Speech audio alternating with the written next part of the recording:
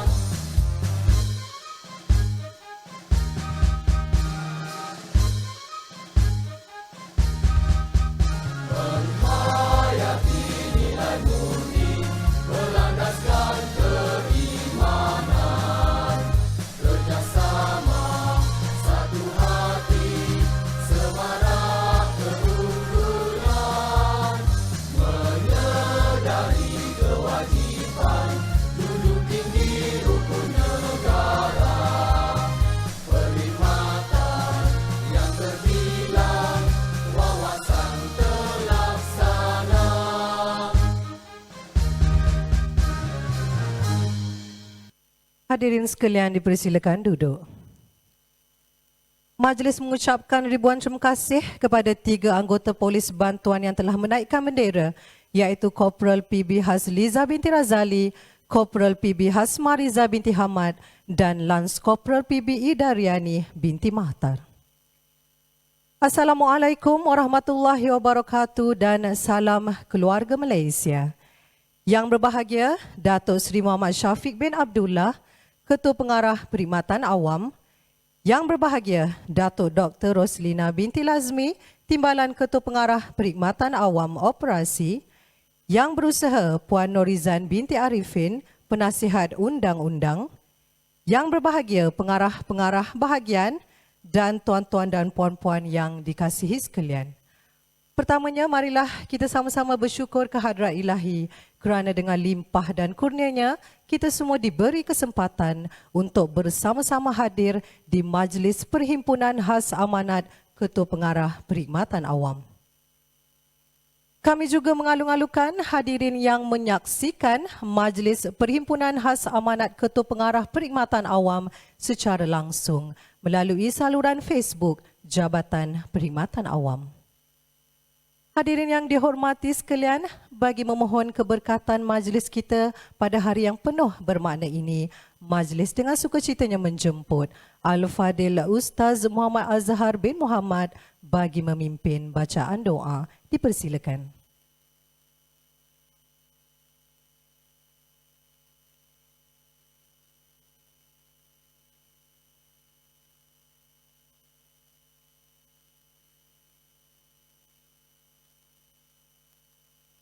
Assalamualaikum warahmatullahi taala wabarakatuh dan salam sejahtera. A'udzubillahi minasyaitonirrajim. Bismillahirrahmanirrahim. Alhamdulillahi rabbil alamin. Wassalatu wassalam ala sayyidina Muhammadin asyrafil anbiya'i wal mursalin wa ala alihi wa sahbihi ajma'in. Allahumma antas salam wa minkas salam wa ilaika ya'udus salam. حينا ربنا بالسلام يا سلام سلمنا أجمعين وجعلنا من عبادك الصالحين اللهم يا الله يا رحمن يا رحيم. Dengan lafaz Bismillahirrahmanirrahim, kami merafakkan kesyukuran dan pujian terhadap-Mu ya Allah atas kurniaan-Mu yang tidak ternilai dan terhingga ini.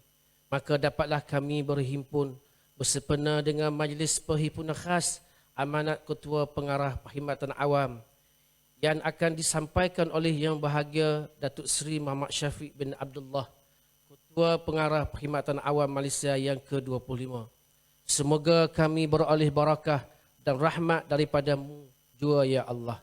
Allahumma ya Allah, ya Hayyun ya Qayyum. Kami zahirkan rasa kesyukuran dengan penuh pengharapan kerana pada hari ini kami masih diberi peluang untuk meneruskan pencarian rezeki yang melimpah ruah di atas bumi-Mu yang cukup luas ini ya Allah.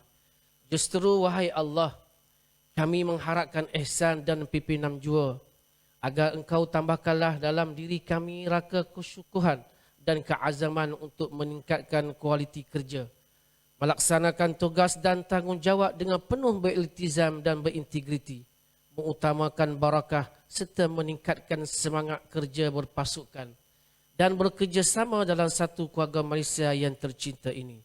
Allahumma ya Allah, ya Aziz, ya Jabbar, ya Mutakabbir. Jadikanlah segala khidmat bakti kami pada tahun-tahun yang sudah dan akan datang sebagai ibadat di sisi-Mu jua ya Allah. Kurniakanlah jua kepada pucuk pimpinan kami kebijaksanaan untuk meneraju jabatan ini dengan penuh produktif, berinovasi dan cermelan. Ya Allah, Engkau satukanlah hati-hati kami, eratkanlah silaturahim dan semangat perpaduan dalam kalangan kami. Seiringkanlah langkah keluarga perkhidmatan awam ini menuju kejayaan. Rabbana atina fid dunya hasanah wa fil akhirati hasanatan wa qina adzaban nar. Wa sallallahu ala sayyidina Muhammad wa ala alihi wa sahbihi wa sallam. Walhamdulillahi rabbil alamin. Taqabbalallahu minkum.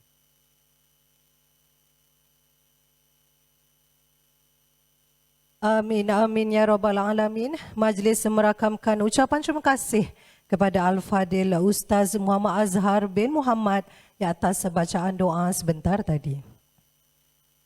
Para hadirin yang dihormati sekalian, ucapan setinggi tahniah kepada Yang Berbahagia Datuk Seri Muhammad Syafiq bin Abdullah atas pelantikan sebagai Ketua Pengarah Perkhidmatan Awam yang ke-25 dan selamat datang ke Jabatan Perkhidmatan Awam. Sebelum kita meneruskan majlis pada hari ini, izinkan saya memperkenalkan serba sedikit latar belakang Yang Berbahagia Datuk Seri KPPA. Untuk makluman semua, Yang Berbahagia Datuk Seri KPPA berkelulusan Ijazah Sarjana Muda Sains Politik Kepujian dari Universiti Kebangsaan Malaysia dan Ijazah Sarjana Pentadbiran Awam dari Universiti Meiji Jepun. Beliau memulakan kerjaya dalam perkhidmatan awam pada 1 Disember 1992 sebagai penolong setiausaha di bahagian istiadat Jabatan Perdana Menteri. Yang Berbahagia Datuk Seri KPPA juga pernah berkhidmat di pelbagai kementerian dan jabatan, antaranya di Pejabat Penasihat Pendidikan dan Latihan London, Jabatan Penyiaran Malaysia, Kementerian Kewangan dan Kementerian Kerja Raya. Seterusnya, yang berbahagia Datuk Seri telah dilantik sebagai Ketua Setiausaha Kementerian Kesihatan Malaysia pada 11 Februari 2021. Dan kini, yang berbahagia Datuk Seri telah dilantik sebagai Ketua Pengarah Perkhidmatan Awam yang ke-25 berkuat kuasa pada 10 Februari 2022. Berikan tepukan kepada yang berbahagia Datuk Seri Muhammad Syafiq bin Abdullah. Hadirin sekalian, tanpa melengahkan masa, marilah kita sama-sama mendengar amanat yang akan disampaikan oleh Ketua Pengarah Perkhidmatan Awam. Justru itu, majlis dengan segala hormatnya menjemput yang berbahagia Datuk Seri Muhammad Syafiq bin Abdullah, Ketua Pengarah Perkhidmatan Awam, untuk menyampaikan amanat beliau. Dengan segala hormatnya dipersilakan.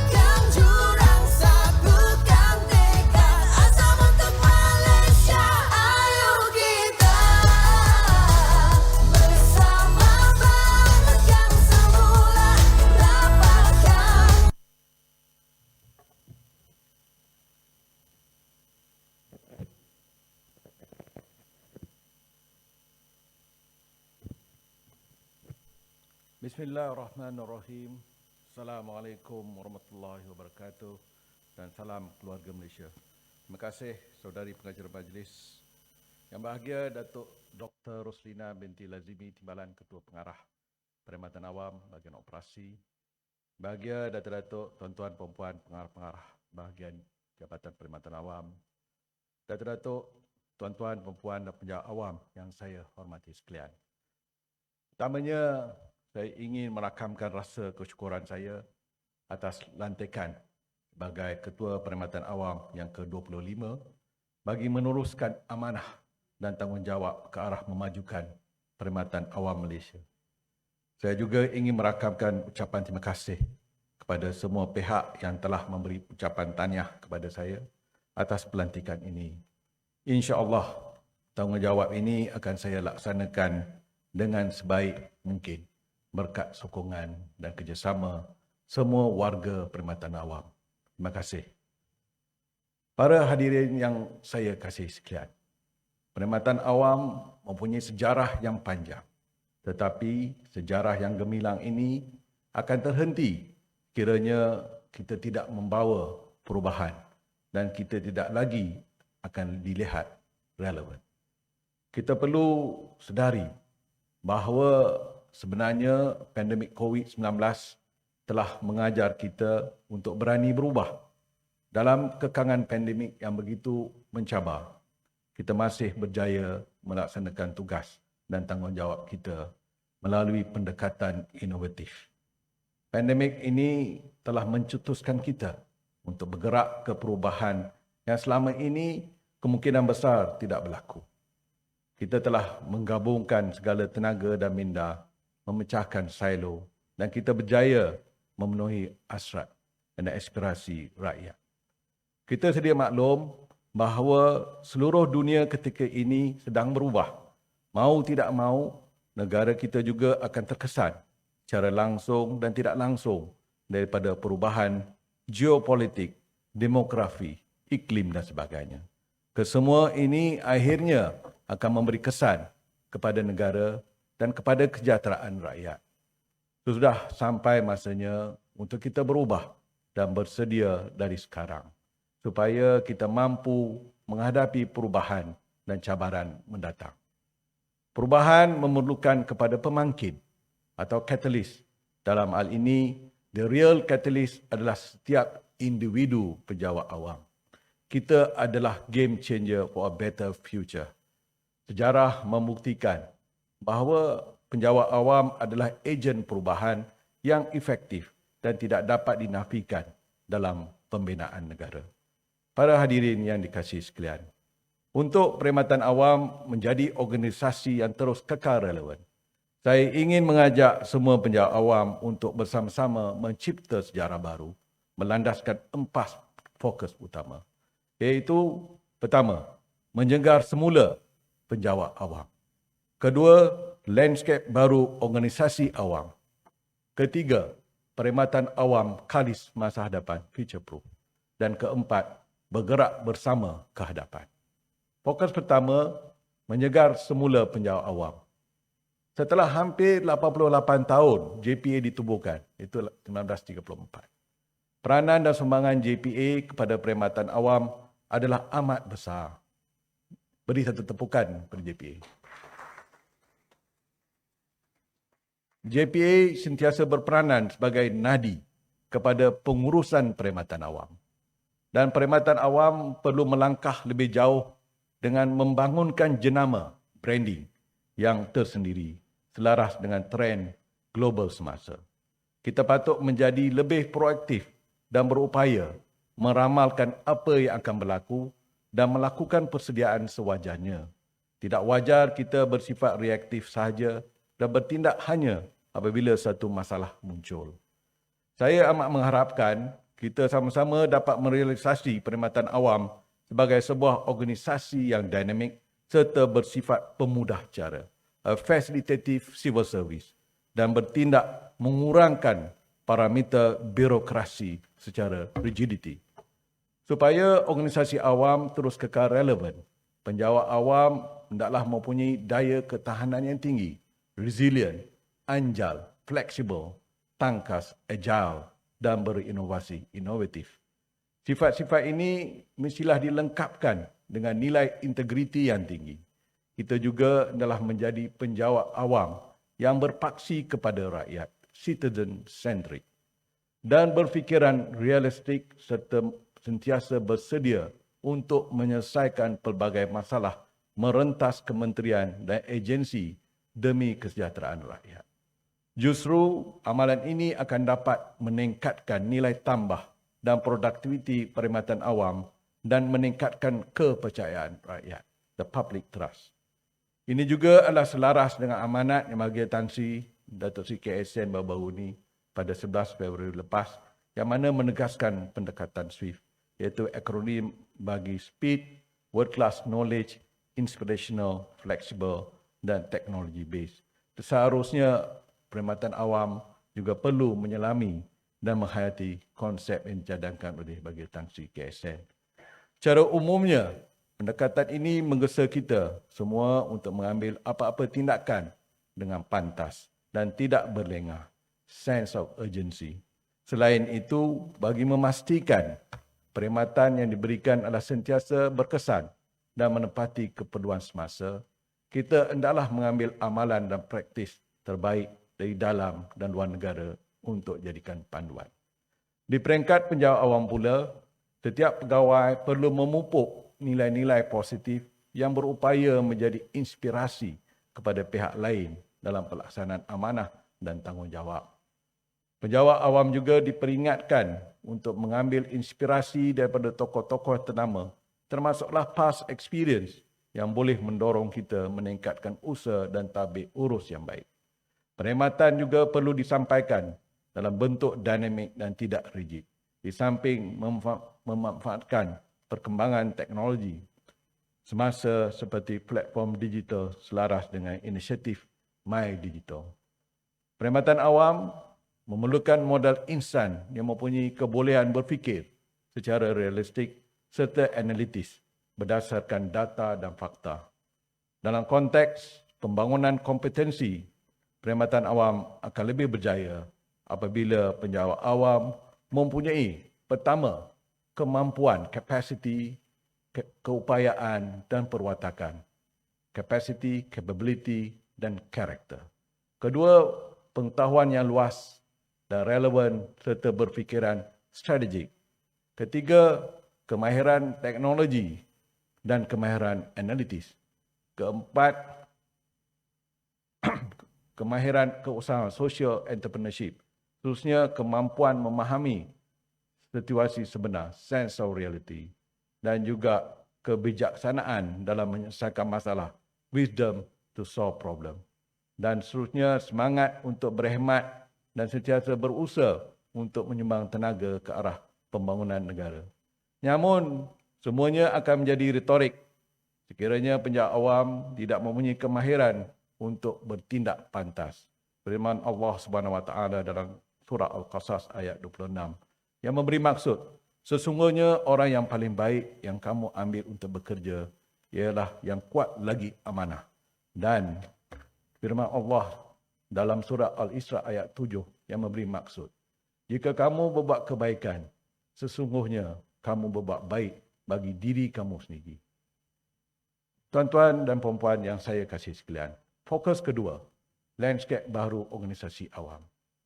Organisasi awam adalah efisien dan efektif. Organisasi sedia ada hendaklah diteliti dan dikaji dari segi saiz, struktur, fungsi bagi memastikan tiada pertindihan dan seterusnya perkhidmatan disampaikan kepada rakyat adalah optimum. Ketua jabatan adalah sentiasa meneliti, mengkaji fungsi sedia ada dan melakukan proses rekayasa business process engineering bagi memastikan organisasi tersebut sentiasa relevan dan memenuhi keperluan semasa serta mendatang.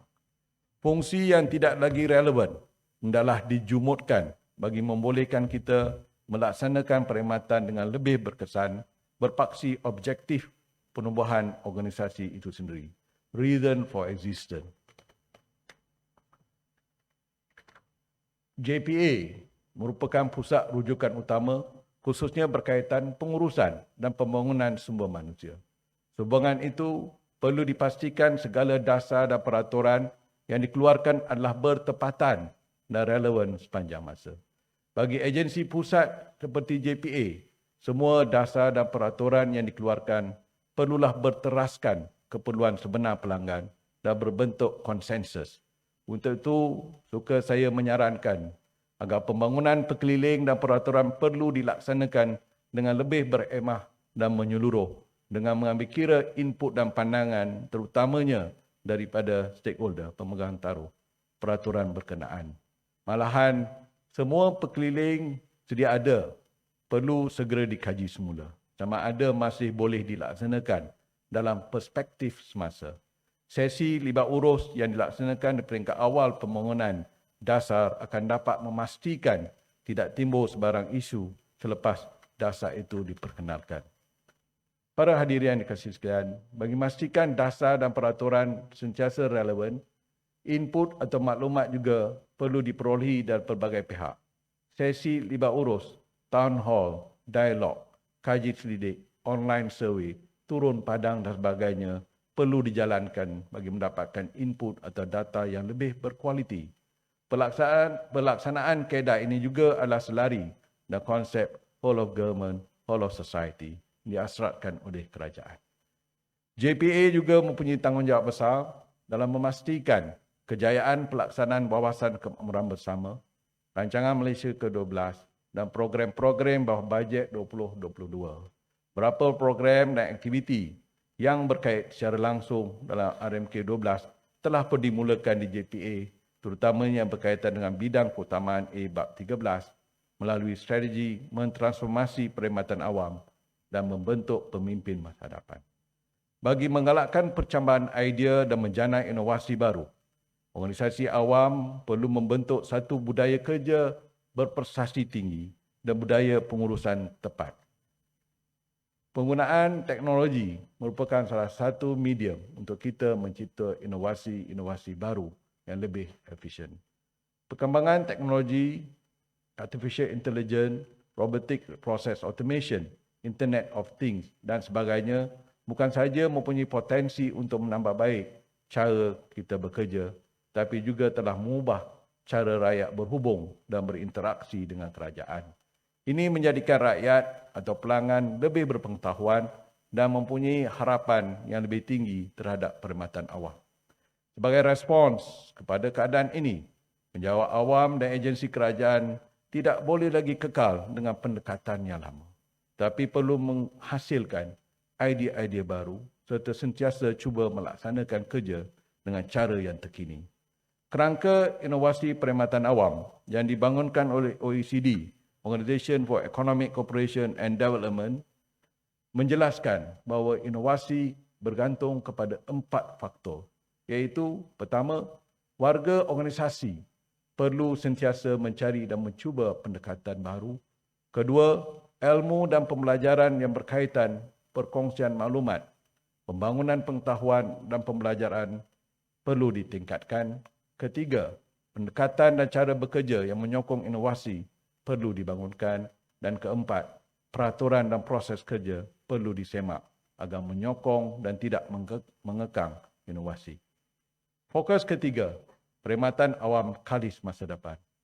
Para hadirin sekalian, tidak dapat dinafikan masa hadapan kita amat tidak menentu, uncertain. Antara cabaran yang akan kita hadapi termasuklah isu-isu berhubung ketidakstabilan ekonomi global, aging society, penularan wabak pandemik, perubahan demografi, ancaman perubahan iklim dan sebagainya. Jadi dalam menghadapi cabaran-cabaran ini, kita hendaklah bersiap siaga dan membuat persediaan rapi dari sekarang.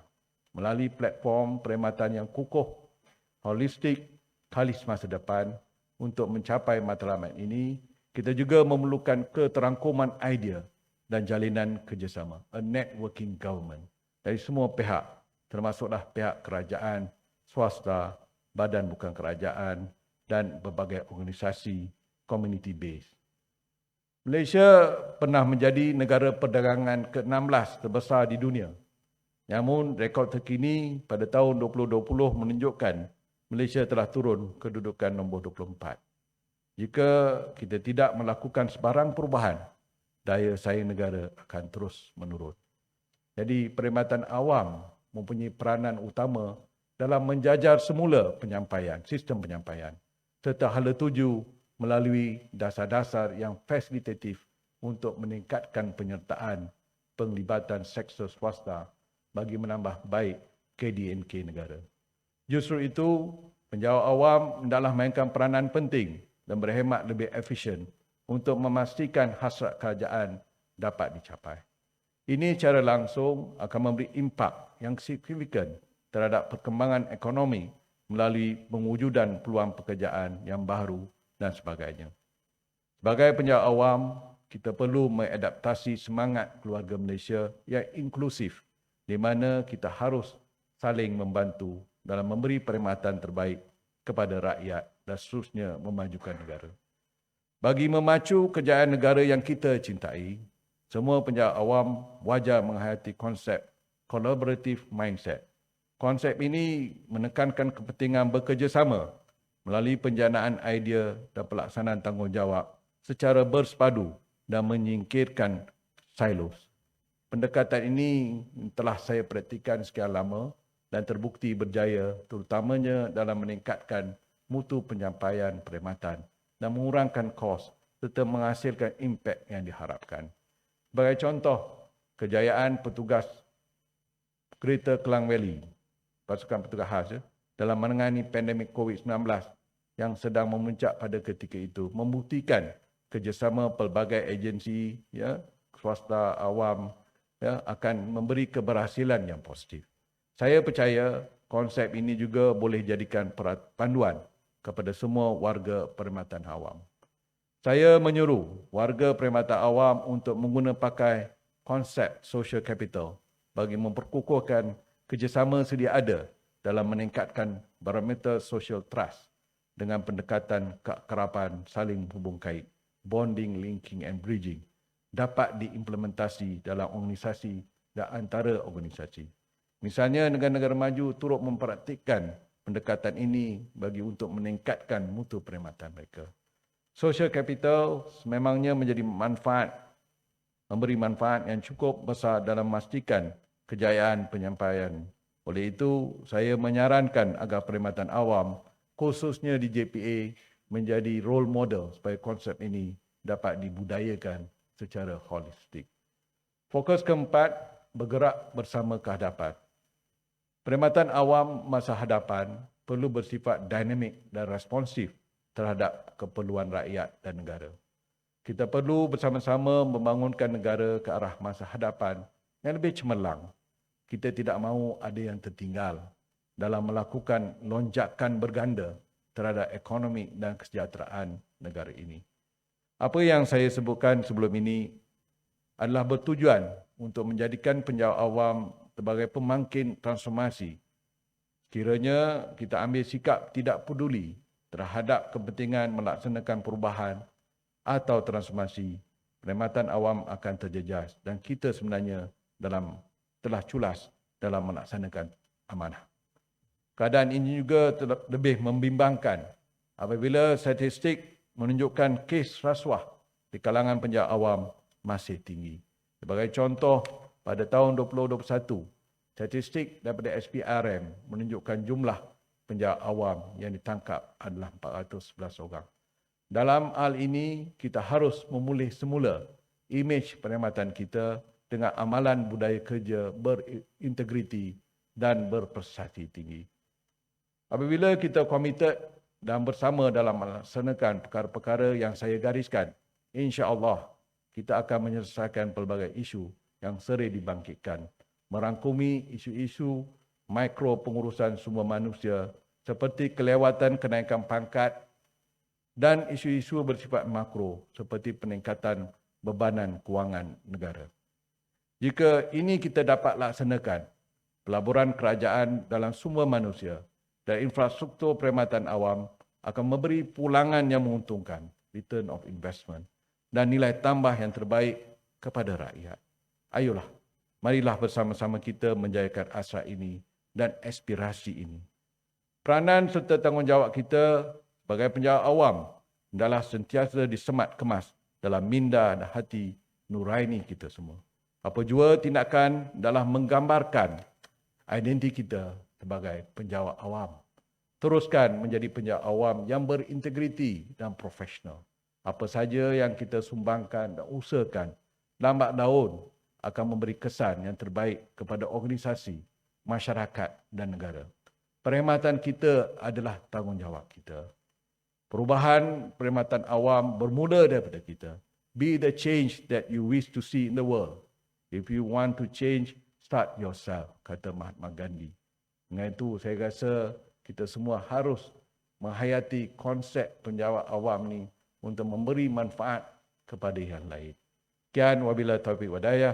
Assalamualaikum warahmatullahi wabarakatuh. Terima kasih.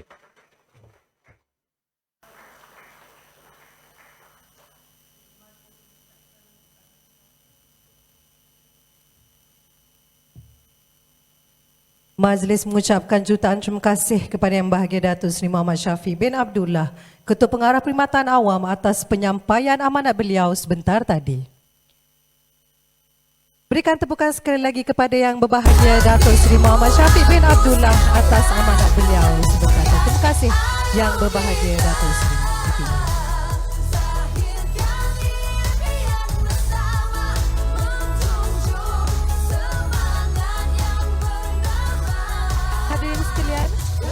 Dengan sempurnanya sesi amanat sebentar tadi, maka berakhirlah sudah majlis kita pada hari ini.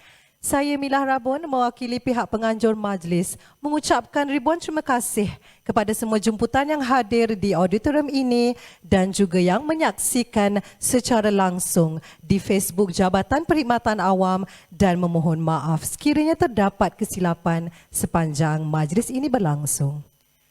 Sebelum kita meninggalkan majlis ini, dengan hormatnya dipersilakan Yang Berbahagia Datuk Seri Muhammad Syafiq bin Abdullah, Ketua Pengarah Perkhidmatan Awam dan tetamu-tetamu kehormat untuk sesi bergambar. Dimohon untuk semua para hadirin berdiri di tempat masing-masing untuk sesi bergambar.